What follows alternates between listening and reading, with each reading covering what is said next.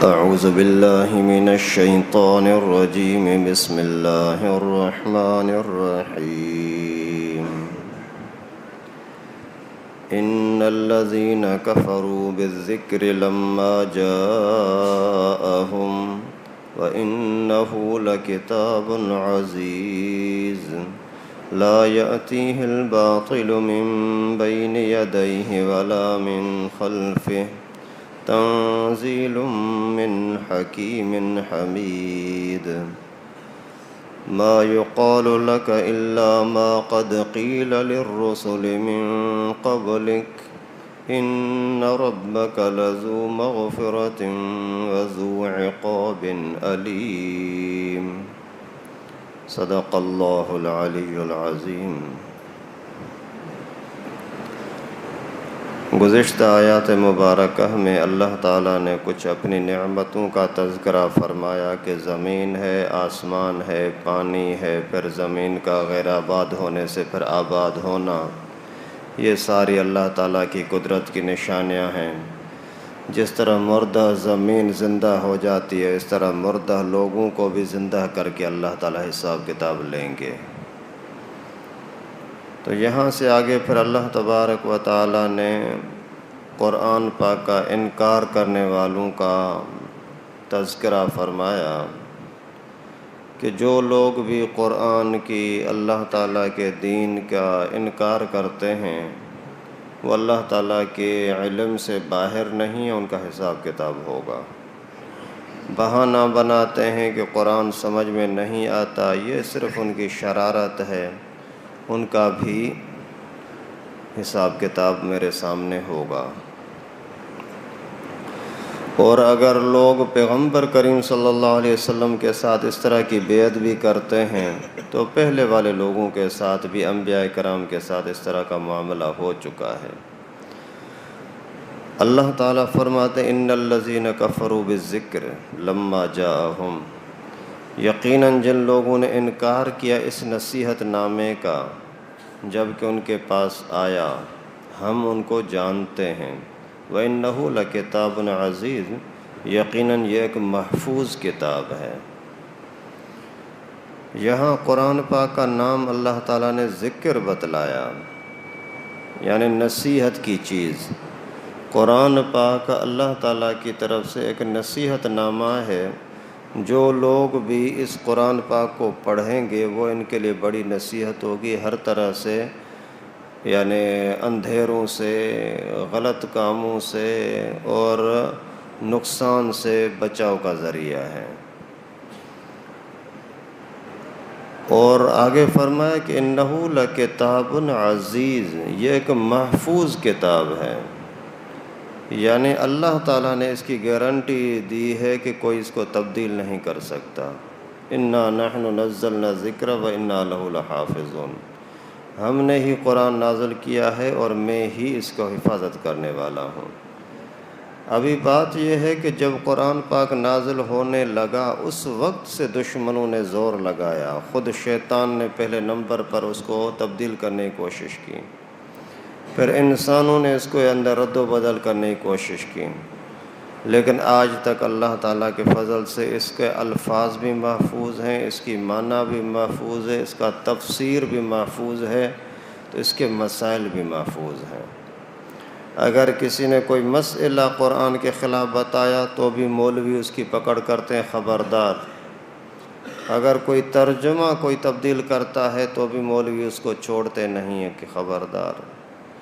اگر کوئی لفظ تبدیل کرنے کی کوشش کرتا ہے، زیر زبر تبدیل کرتا ہے تو بھی مولوی تو علماء تو دور، معصوم بچے وہ بھی برداشت نہیں کریں گے، خبردار تو غلط پڑھتا ہے، اس طرح سے برداشت نہیں ہوگا۔ تو یہ اللہ تعالیٰ نے کتاب کو، قرآن کو محفوظ رکھا ہے۔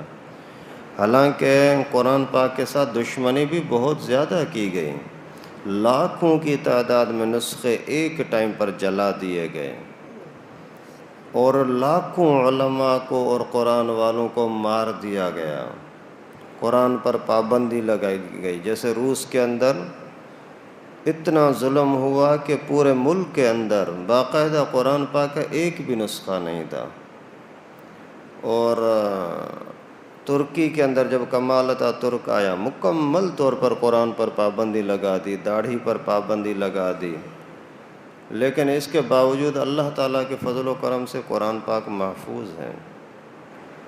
ایک بزرگ نے لکھا ہے جب وہاں روس کے اندر پابندی تھی قرآن پاک کے اوپر، تو وہاں اسی بزرگ کا وہاں جانا ہوا روس میں، تو وہاں کوئی بھی مسلمانوں کا طریقہ، کوئی مسجد وغیرہ نظر نہیں آ رہی تھی۔ تو ایک بندہ تھا وہاں، اسی کو اس نے کچھ قرآن پاک کی کچھ آیتیں پڑھی اس کے سامنے، تو آگے وہ اس بندے نے پڑھنا شروع کر دیا۔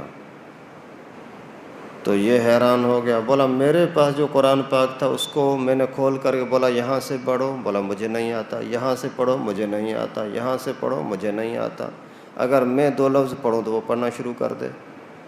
تو میں نے پوچھا یہ کیا مسئلہ ہے، تجھے دیکھ کر کے نہیں پڑھنا آ رہا ہے اور منہ زبانی پورا یاد ہے؟ بولا یہاں قرآن پر پابندی ہے، قرآن پاک رکھ نہیں سکتے، لیکن میں نے سن کر کے یاد کیا ہوا ہے۔ اتنی دشمنی کے باوجود اللہ تعالیٰ کے فضل و کرم سے قرآن پاک محفوظ ہے۔ یہ جو ترکمانستان یا ازبکستان، ابھی 6-7 سال پہلے کی بات ہے کہ وہاں کے بادشاہ نے باقاعدہ حکم جاری کیا کہ کوئی بھی بندہ اپنے بچے کا نام قرآن کے نام والا نہیں رکھ سکتا، مانا عربی نام جو اسلامی نام ہو اس نام رکھنے پر پابندی۔ اتنی دشمنی، حالانکہ مسلمانوں کا ملک ہے، لیکن اللہ تعالیٰ کے فضل سے قرآن پاک محفوظ ہے۔ حضرت مولانا پیر ذوالفقار احمد نقشبندی دامت برکاتہم العالیہ 1985 کے زمانے میں ان کو امریکہ میں بولا کہ مجھے وہاں سفر کے دوران وہاں جانا ہوا، کچھ مہینے وہاں رہنا تھا، تو وہاں کے لوگوں نے مجھے بولا کہ یہاں ایک کمیٹی بنی ہوئی ہے اسلامی معاملات کی، مذہبی معاملات کی، اس کے اندر یہودی بھی ہیں، عیسائی بھی ہیں اور مسلمان بھی کوئی نہ کوئی نمائندہ ہوتا ہے، تو ہم چاہتے ہیں کہ آپ وہاں نمائندہ بن جائیں۔ تو اس کا مقصد یہ ہوتا ہے کہ مذہبی ہم آہنگی پیدا کرنا اور مذہبی انتشار پیدا نہ ہو۔ اس نے بولا ٹھیک ہے۔ بولا وہاں کے جو لوگ ہیں وہ بڑے مکار ہیں، یہودی ہمیشہ پیغمبر کریم کے سامنے فریب کرتے تھے، دھوکہ کرتے، تو آج کے زمانے میں چھوڑیں گے تو نہیں، لیکن ان کا مقابلہ کرنے کے لیے کوئی عالم تیار نہیں ہے۔ وہ اگر عالم کی حیثیت سے اس کو رکھتے ہیں تو اس کے سامنے آ کر کے سائنسی سوالات رکھتے ہیں، آ کر کے اس کو تنگ کر کے اور بھگا دیتے ہیں۔ اگر وہ سائنس کو جانتا ہے تو پھر اس کے سامنے صوفیوں والے اور تصوف کی باتیں سامنے رکھتے ہیں، کبھی کس طرح سے اس کو تنگ کرتے رہتے ہیں۔ اس وجہ سے اگر آپ وہاں آ جائیں تو اچھا ہے۔ تو حضرت نے فرمایا کہ ٹھیک ہے۔ وہاں جیسے پہنچے تو انہوں نے بولا، یہودیوں اور عیسائیوں نے بولا کہ بھائی جو بھی اعتراض ہوگا اسلام پر وہ آپ جواب دیں گے، جو عیسائیت پر ہوگا وہ یہ پادری جواب دے گا، اور جو اس کے اوپر ہندوؤں کے اوپر اعتراض ہوگا وہ پھر ان کا بڑا جو رہبان ہے وہ جواب دے گا۔ اس نے بولا کہ ٹھیک ہے، لیکن میں طالب علم ہوں، اگر مجھے اس وقت جواب آیا تو ٹھیک، نہیں آیا تو میں بزرگوں سے بڑوں سے پوچھ کر کے بتاؤں گا، لیکن یہ نہیں ہو سکتا کہ اسلام کے اوپر کوئی اعتراض ہو اور آپ کو جواب نہ ملے۔ ابھی ان کو پہلے سے ہی لاجواب کر دیا، یعنی اسلام کے پاس جواب ضرور ہوگا، لیکن اگر تم کوئی اور چیز کا سوال کرو گے سائنسی لحاظ سے، ٹیکنالوجی کے لحاظ سے، تو بھی میں آپ کی اس میں نمائندگی کروں گا، رہنمائی کروں گا، لیکن جلد بازی نہ کرنا۔ کچھ مہینوں تک کام چلتا رہا۔ ایک مرتبہ وہاں کا ایوان کا جو بڑا تھا اس نے بولا کہ کل کس چیز پر بات چیت ہو وہ آپ بتاؤ۔ حضرت پیر ذوالفقار صاحب سے بولا آپ بتاؤ کہ کل کس موضوع پر بحث ہونی چاہیے، کیا کام کرنا ہے۔ تو حضرت نے فرمایا کہ یار میری ایک رائے ہے، ایسا کرتے ہیں کہ کل ہر بندہ اپنی آسمانی کتاب کی تلاوت کرے گا۔ میں مسلمان ہوں تو قرآن پاک کی تلاوت کروں گا، جو یہودی ہیں وہ اپنی تورات کی تلاوت کریں گے، جو عیسائی ہیں وہ اپنے انجیل کی تلاوت کریں گے۔ تو سب کو بات اچھی لگی، ٹھیک ہے، یہ تو پیاری بات ہے، اچھی بات ہے۔ دوسرا دن ہوا تو سب سے پہلے اسی مسلمان نے تلاوت کی، حضرت سائیں شیخ صاحب نے، اور بڑا عجیب انداز سے الحمدللہ۔ اس کے بعد پادری کی باری آئی کہ ابھی یہ عیسائی تلاوت کرے گا، تو اس نے انگریزی میں کچھ پڑھنا شروع کر دیا۔ انہوں نے اشارہ کیا، حضرت میرا اعتراض ہے، میری بات سنو۔ بولا ہاں ٹھیک ہے کرو۔ بولا کہ بات یہ طے ہوئی ہے کہ ہر بندہ اپنی آسمانی کتاب کی تلاوت کرے گا، اور یہ تو انگریزی پڑھ رہا ہے، جبکہ ان کی یہ جو انجیل نازل ہوئی ہے وہ تو سریانی زبان میں نازل ہوئی، انگریزی میں تو نازل نہیں ہوئی۔ ابھی وہ ہکا بکا رہ گیا۔ ابھی یہودی کی باری آنی تھی، اس نے پہلے سے چالاکی کی، یار بات سیدھی ہے، آسمانی کتابیں جو بھی نازل ہوئی ہیں ان میں سے صرف قرآن پاک محفوظ ہے، اس کے علاوہ اور کوئی کتاب محفوظ نہیں۔ ان کے پاس اصل زبان والے کتاب ہی نہیں ہے، اور اسلام کے اندر پابندی ہے کہ بغیر قرآن پاک کی عربی کے بغیر صرف ترجمہ چھاپنا جائز ہی نہیں ہے۔ کسی ایک آیت کا ترجمہ کر سکتے ہیں، لیکن پوری کی پوری صورت صرف ترجمہ چھاپا جائے یہ جائز نہیں ہے۔ نماز کے اندر آدمی بالکل قرآن پاک کا وہی ترجمہ اپنے زبان میں پڑھے، نماز نہیں ہوگی، یہی الفاظ پڑھنے لازم ہیں۔ تو اللہ تعالیٰ نے قرآن پاک کی حفاظت کی ہے، وہی اللہ تعالیٰ فرماتے ہیں انہ لکتاب عزیز، یہ محفوظ کتاب ہے، لا یأتیہ الباطل من بین یدیہ ولا من خلفہ۔ اسی قرآن پاک کے نہ تو آگے سے کوئی جھوٹ ہو سکتا ہے، نہ کوئی پیچھے سے جھوٹ کی ملاوٹ ہو سکتی ہے۔ تنزیل من حکیم حمید، یہ نازل کرتا ہے اس اللہ کی طرف سے جو حکمت والا بھی ہے اور تعریف کے لائق بھی ہے۔ آگے کی باتوں میں، پیچھے کی باتوں میں کہیں بھی کوئی مداخلت نہیں ہو سکتی۔ اللہ تعالیٰ نے جو قرآن پاک نے جو حضرت موسیٰ علیہ السلام کا واقعہ بتلایا، حضرت یوسف کا بتلایا، پہلے والے کسی کا بھی واقعہ بتلایا، اس کے اندر کوئی رد و بدل کر سکے نہیں ہو سکتا، اور بعد میں بھی اس کے اندر کوئی تبدیلی نہیں ہو سکتی پیچھے کی چیزوں کے اندر۔ یعنی قرآن کے نازل ہونے کے بعد سے لے کر کے قیامت تک کے متعلق جو پیشین گوئیاں بتلائی ہیں کہ قیامت بھی آنی ہے، دجال بھی آنا ہے، یاجوج ماجوج بھی آنا ہے، زلزلے بھی آنے ہیں، ان سب کے اندر بھی کوئی تبدیل نہیں کر سکتا کہ اللہ تعالیٰ کے فیصلوں کو کوئی روک دے، ایسا نہیں ہے۔ ما یقال لک الا ما قد قیل للرسل من قبلک، اے میرے نبی، اگر آپ کے ساتھ وہ برتاؤ کیا جاتا ہے انکار کا، تو یہی پہلے والے رسولوں کے ساتھ بھی کیا گیا۔ ان ربک لذو مغفرۃ وذو عقاب علیم، یقیناً تیرا رب بڑا بخشش کرنے والا بھی ہے اور بڑا تڑپانے والا، عذاب دینے والا بھی ہے۔ تیرے ساتھ تو جو قرآن ان کو پہنچاتا ہے، دین پہنچاتا ہے، لوگ مختلف قسم کے برتاؤ کرتے ہیں، کچھ تو مان لیتے ہیں، کچھ انکار کرتے ہیں، تو یہ سلسلہ ان کا پرانے زمانے سے چلتا آ رہا ہے۔ اگر مانیں گے نا تو ان کے ساری غلطیاں معاف کر دوں گا، اور نہیں مانیں گے نا تو ایسا عذاب دوں گا کہ تڑپتے رہیں گے۔ اللہ تعالیٰ سب کی حفاظت فرمائے۔ وَلَوْ جَعَلْنَاهُ قُرْآنًا أَعْجَمِيًّا لَقَالُوا لَوْلَا فُصِّلَتْ آيَاتُهُ، اور اگر اس قرآن پاک کو غیر عربی میں نازل کرتے تو بھی یہی لوگ اعتراض کرتے کہ اس کی آیتیں تفصیل کے ساتھ کیوں نہیں بتلائی گئیں کہ عربی میں ہو۔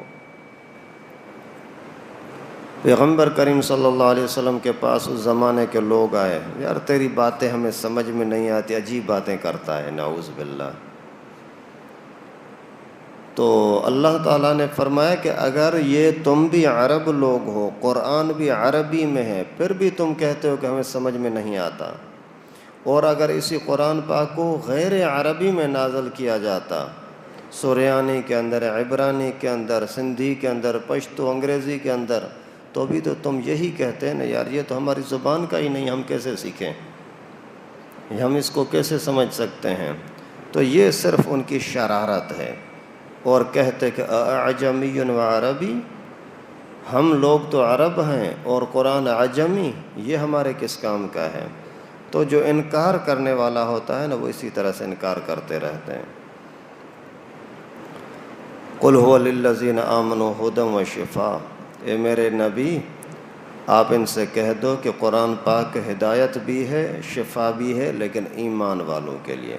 بے ایمان لوگوں کو قرآن پاک سے کوئی فائدہ نہیں ملتا، الٹا قرآن پاک ان کے خلاف فریادی بن کر کے ان کے لیے عذاب بن جائے گا کہ قرآن پاک نے ایک بات بتلائی یہ نہ مانے تو یہ قرآن ان کے خلاف گواہ بن جائے گا۔ والذین لا یؤمنون فی آذانہم وقر، اور جو لوگ ایمان نہیں لے آتے ان کے کانوں کے اندر ایک بوجھ ہے، پردہ ہے، وہو علیہم عمی، اور یہ ان کے اوپر اندھا پن ہے۔ قرآن پاک ان کے سامنے پڑھو تو کانوں کے اندر یہ بہروں کی طرح ہو جائیں گے، سنیں گے نہیں، آنکھوں کے سامنے اندھے پن کی طرح ہوگا، اس کو دیکھیں گے نہیں، کچھ سمجھ میں نہیں آتا۔ اولئک ینادون من مکان بعید، گویا کہ یہ لوگ ایسے ہیں جیسے دور کے جگہ سے ان کو پکارا جا رہا ہو، جیسے دور سے کسی کو پکارو تو سمجھ میں نہیں آتا کہ اس کا مطلب کیا ہے۔ اسی طریقے سے قرآن پاک اندر کے پلیت لوگوں کے سامنے اگر پڑھو نا تو نہ کانوں سے ان کو فائدہ ہوتا ہے نہ آنکھوں سے ان کو فائدہ ہوتا ہے، کیونکہ وہ اندر کے پلیت ہیں۔ اللہ تعالیٰ سب کی حفاظت فرمائے، اللہ تعالیٰ حفاظت فرمائے۔ آج کے زمانے میں دیکھو یہی قرآن پاک بہت سارے لوگوں کے لیے نہ کانوں کے حساب سے سن کر کے وہ نفع لیتے ہیں، نہ دیکھ کر کے نفع لیتے ہیں، تو ان کا حال تو خود اللہ نے بیان فرمایا کہ یہ کافر ہیں، یہ ایمان لانے والے نہیں ہیں۔ اللہ رحم فرمائے۔ آج کل مسلمانوں نے قرآن پاک کے ساتھ کیا برتاؤ کیا ہے۔ کوئی مسلمان ہو ہی نہیں سکتا کہ ان کو شریعت کا مسئلہ بتاؤ پھر وہ انکار کرے، نہیں ہو سکتا۔ نماز ایک بندہ غلط پڑھ رہا ہے، رکوع غلط کیا، سجدہ غلط کیا، کسی بھی عالم نے اس کو بتایا کہ یہ تو نے غلط کیا، مسلمان ہوگا مان لے گا۔ اندر سے ایمان نہیں ہوگا تو پھر اس کو پرواہ نہیں ہو۔ اللہ کے بندے ادھر توجہ کرو نا۔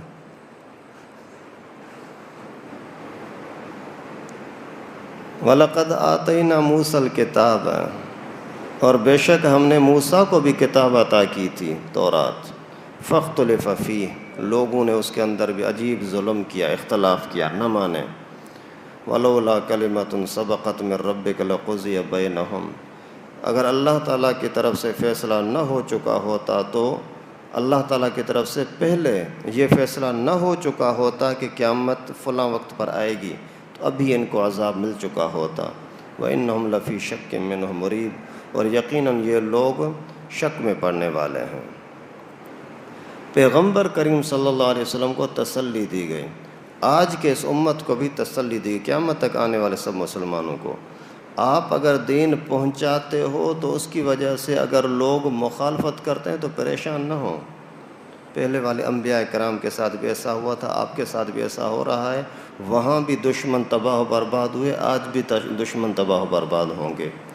من عمل صالحا فلنفسه، جس نے بھی اچھا عمل کیا تو اس کا صلہ ملے گا۔ ومن اساء علیہا فعلیہا، جس شخص نے بھی برا کیا تو اس کو برائی کا بدلہ ملے گا۔ وما ربک بظلام للعبید، اور اللہ تعالیٰ کسی بھی بندے کے ساتھ ظلم کرنے والے نہیں ہیں۔ 24واں پارہ مکمل ہوا، باقی انشاءاللہ کل سے اللہ تعالیٰ نے زندگی دی تو 25واں پارہ شروع ہوگا، اگر مقدر ہوگا تو انشاءاللہ ایک سال کے اندر یہ 6 پارے بھی انشاءاللہ مکمل ہو جائیں گے۔